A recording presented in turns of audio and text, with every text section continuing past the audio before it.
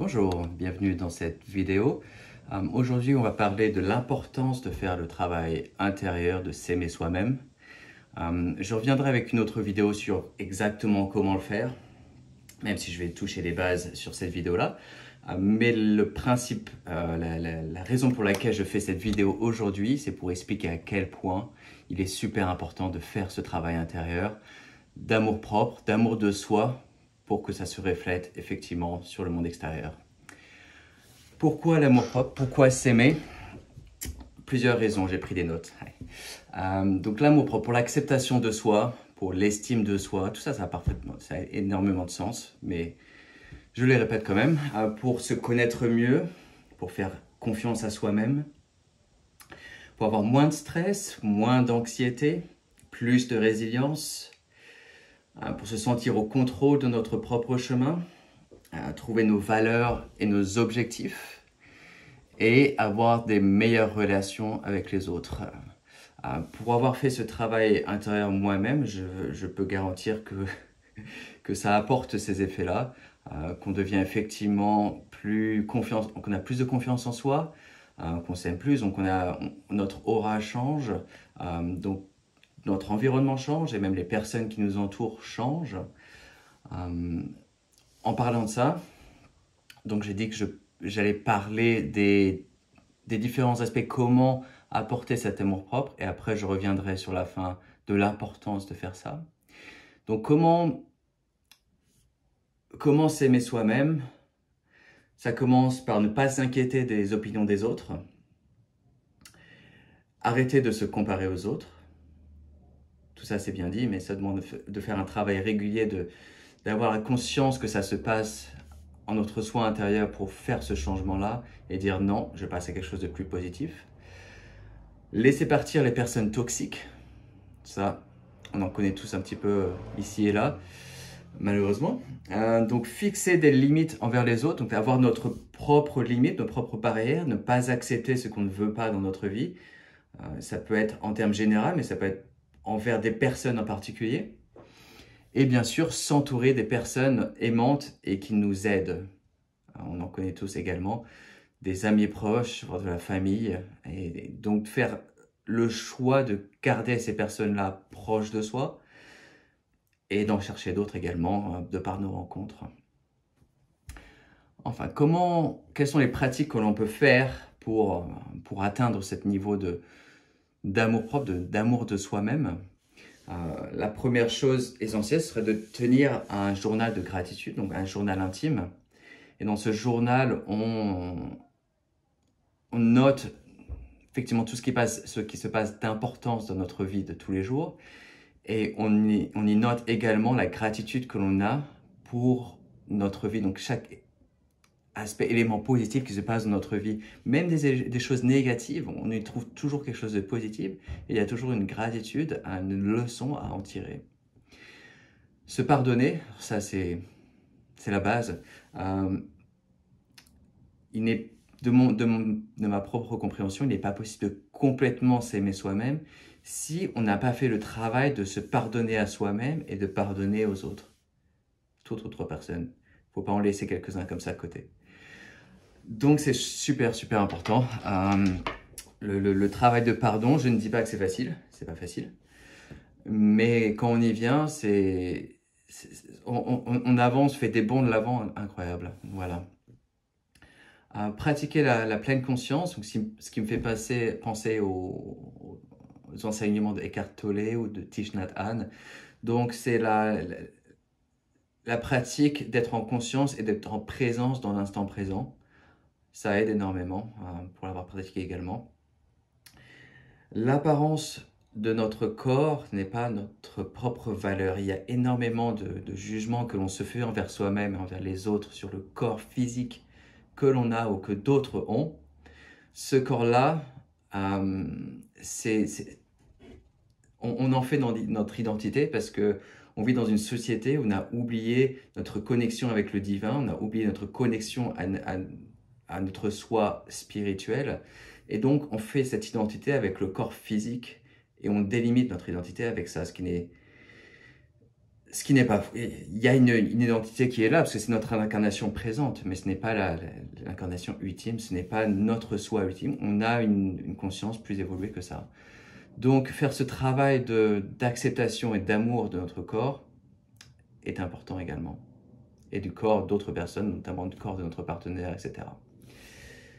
Traiter nos peurs et les guérir. Alors ça, c'est aussi un gros travail, mais super, super important. Je continue de dire super important parce que on parle de notre amour de soi, là. Donc, faire le travail de guérison de la peur. Apprendre à guérir notre propre peur, nos propres traumas. C'est un travail de longue durée et un travail de réflexion intérieure, un travail intérieur qui est toujours en cours. Donc, il y a toujours des choses qui arrivent, qui surviennent, etc., qui ressortent. Mais il ne faut pas en avoir peur. Ça fait partie de notre travail quotidien, de notre chemin dans notre avancée spirituelle, de notre avancée de notre vie de tous les jours. Et ce travail-là, on peut le faire en étant gentil avec soi-même, en étant malheureux, comment on dit ça, oui, en étant gentil, en prenant soin de soi-même, ne pas être trop dur avec soi-même, parce que c'est un travail intense qui se fait, c'est un travail de relâcher des niveaux, comment on appelle ça, des couches d'oignons en quelque sorte. On relâche des niveaux de trauma ou de peur pour ressortir avec notre soi authentique, notre soi divin. Et c'est magnifique. J'ai fini ma phrase. On parlait de la pleine conscience et avec ça, par le travail de nos pensées, on peut prendre l'habitude, construire l'habitude d'avoir des pensées positives, de retirer nos pensées négatives. Ça, c'est un travail qui se fait en conscience, c'est un travail qui se fait un peu tous les jours, mais une fois qu'on a pris l'habitude de faire ça, ça peut devenir une constante dans notre vie et on n'a plus besoin de faire de tous les jours, de virer nos pensées négatives. Ça suffit, va-t'en, arrête de penser négativement. Non, une fois qu'on fait l'habitude de penser positives, de retirer les pensées négatives, après plusieurs mois, voire plusieurs années, on arrive dans un niveau où on est dans le flot, on continue calmement et sereinement dans notre vie. Il y a toujours des événements qui arrivent, mais nos pensées négatives ne nous chargent plus. Donc faire ce travail de traiter nos pensées est également, je vais dire encore, important. Manger sainement, faire de l'exercice, des trucs de base, c'est super, super, super important. Parce que quand on prend soin de notre corps physique, quand on mange de la nourriture saine et équilibrée, quand on fait de l'exercice avec nos corps, on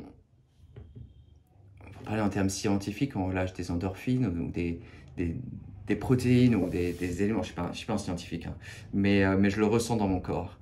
On augmente notre niveau de bonheur et d'amour de soi, tout simplement, parce qu'on prend soin de soi-même. On prend soin de notre corps.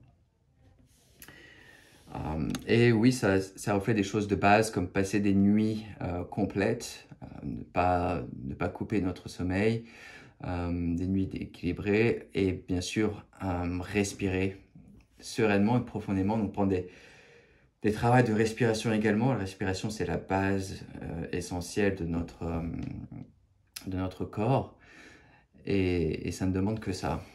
Donc, pour en revenir au thème de la vidéo, pourquoi faire ce travail d'amour propre?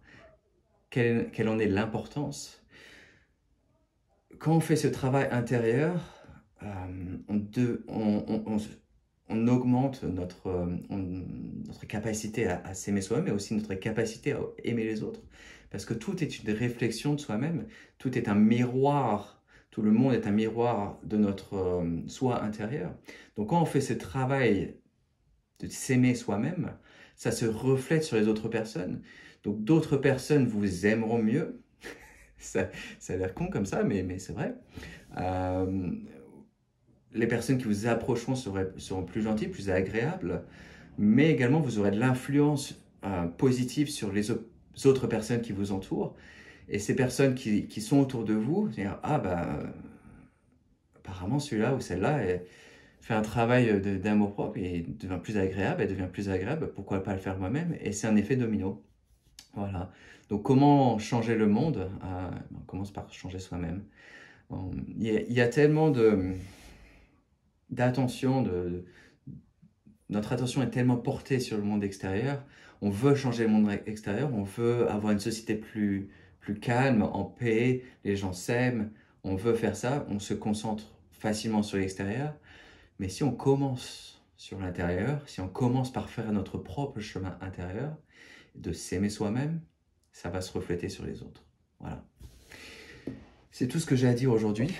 Je pense que je reviendrai sur ce sujet-là et que je ferai des vidéos plus complètes sur chacun des aspects que j'ai présentés aujourd'hui.